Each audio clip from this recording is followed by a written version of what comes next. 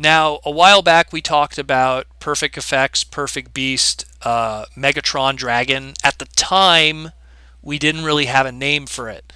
Now, not only do we have a name for it, but we have instead of it being kind of a semi-blurry art, shadowy tease, we have a resin prototype next to their, Gorira Prime, Beast Gorira, Optimal Optimus from Perfect Right. Effect. So Perfect Effect, Perfect Beast, Mega Doragon instead of Dragon, Doragon, which is their Transmetal 2, optimal Megatron, if you want to call it, Season 3 Megatron, Dragon Megatron, and it looks amazing.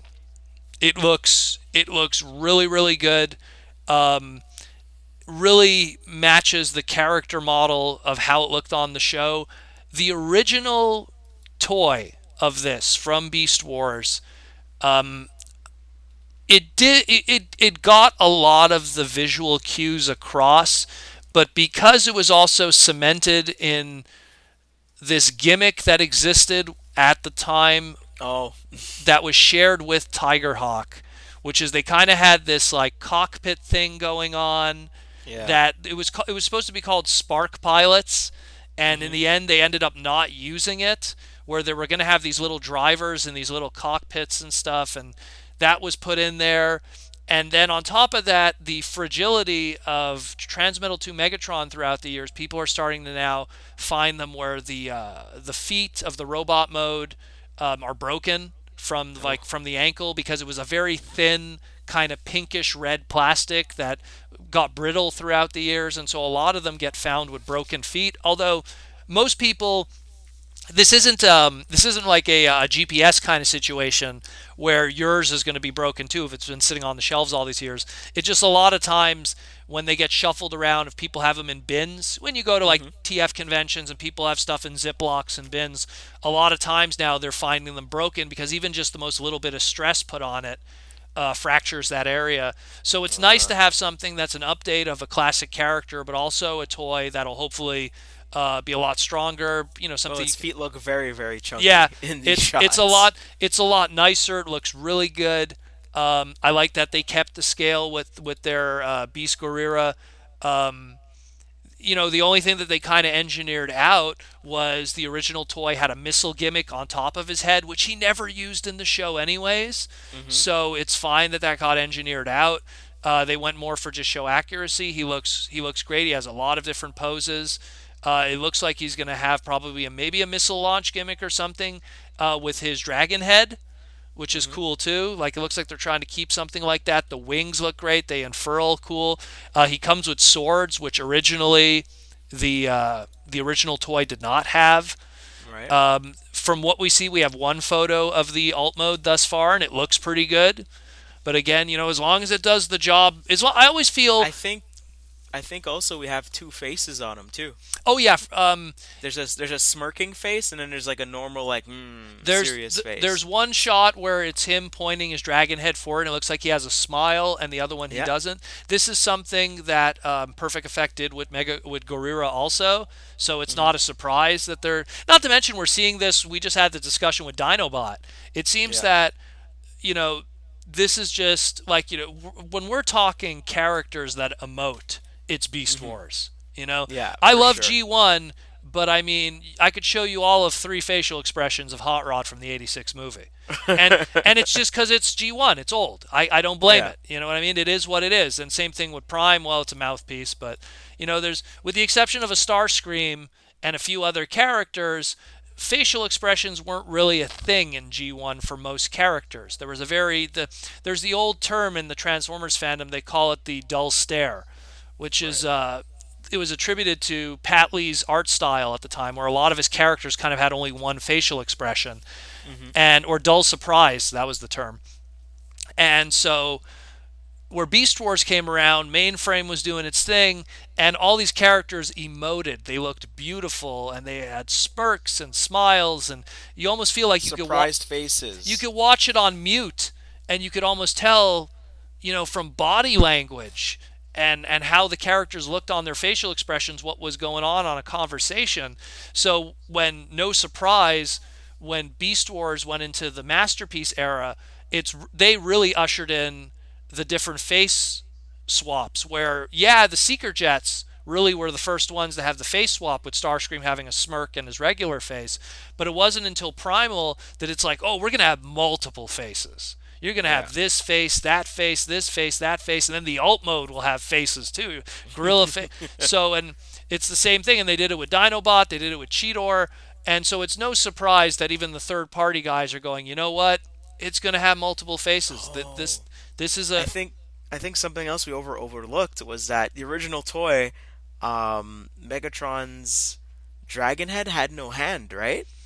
well, I think the dragon it didn't. hand, like it was his hand It basically, was but just here, basically his hand, and it was like a rubbery kind of dragon head, which had like a, like a rubbery neck, yeah, like it was and it a. had a gimmick where you can move around the neck. But in this one, we're seeing the two swords. He has an actual hand that can hold things So then with it's the actually, dragon so head. then that's interesting. So it looks like the hand is something that could clip out of the dragon head sheath, if you will, Yeah. and be two. Oh, that's I didn't very real. interesting. I was just looking at it. I was like, wait a minute. He didn't have that toy. Didn't have two posable hands. It only had one. And I was like, oh, No, that's and again, this looks really cool. It's when I start really paying attention to third party is when we get into that whole, you know, Beast Wars era. It's stuff mm, that I feel maybe not yet. It might be coming maybe in 2019 or something, maybe after Power of the Primes. But Beast Wars is doesn't get enough love from the Hasbro side of things, and I feel that it's more so just because they want to get everything with G1 done and then move into that era afterwards. yeah. But it's just there's so much they still want to do with G1 and everything, and they're Do you think that there's like a clock inside of Hasbro or Tommy Zakara where it's like, this is how much we have till the kids that were into Beast Wars are old enough to buy all this stuff, well, or something the like that. reality is Classics was a hit and it started in 2006. We're Hmm. more than 10 years later, Right. and Classics is, think about it. First wave of Classics was a Starscream, a Hot Rod, an Optimus, a Bumblebee.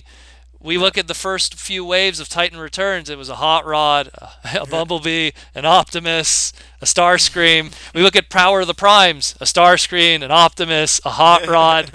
All we're missing is a Bumblebee.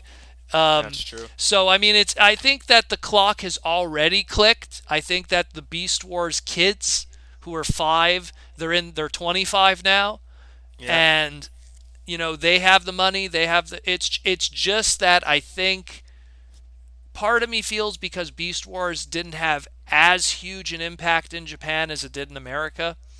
Hmm. It still was the joke show, and Beast Wars Second and Beast Wars Neo at the end of the day were really two just filler shows to just kind of buy time and flesh out characters of toys that didn't have characters otherwise, which Japan Right. at the time really wasn't a thing for them. You know what I mean?